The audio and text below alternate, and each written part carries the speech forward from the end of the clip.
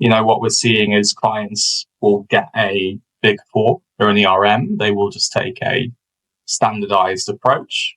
Same with product providers, maybe a black box solution. You can just pump in your purchase ledger. We can do everything. Don't need to worry about anything. And they don't want that. They want something a bit more bespoke, something a bit more considered that represents a stronger value proposition. And that's going to differ from company to company. So I think being able to understand that situational context very quickly, but in an incisive manner, has been particularly useful. I think this becoming a compliance issue has also meant there's not a desired state or an end goal in mind when they embark on this, which I think is quite important to define, because, the standard is really trying to provide investor useful decision information.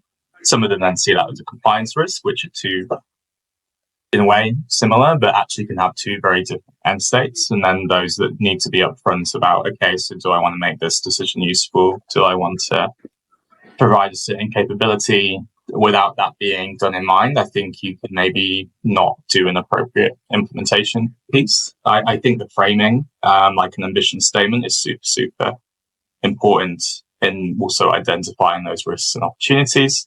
The biggest risk, I think, at the moment is just a corralling of that buy-in. So, I think people can say this is a compliance risk, financial material benefit to you as a company. So I think then one needs to kind of be an honest conversation of, your board is here to manage what is material to you. It's your fiduciary duty, right? And all ASRS is an expanded form of due diligence risk management to get further visibility of material risks that investors should be managing anyway as part of their fiduciary duties. We want to save the world, do things that are, we do climate change because we care about it. I do as well, but that's not how I get my board I would get my board to buy things. I do it because it's going to make you some money at the end of the day, mate.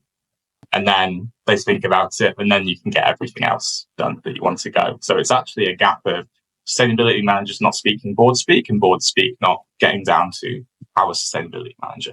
Do you feel that the sustainability managers are being asked too many things? The big thing, which has been a big trend of the market really, is they don't want stuff doing for them. They want people to show them how to do it. They want more flexibility in their delivery models. And I think there's no coincidence that I think 3 different recruitment consultancies have all announced fractional CSO offerings, as well as like Edge has come out and offered that. I think another consultancy wants to do 40 to 50% like retainer-based models of fractional CSO. And that's being driven, I think, more so in this great periods of uncertainty, both locally with the federal election and overseas, less than ideal market conditions.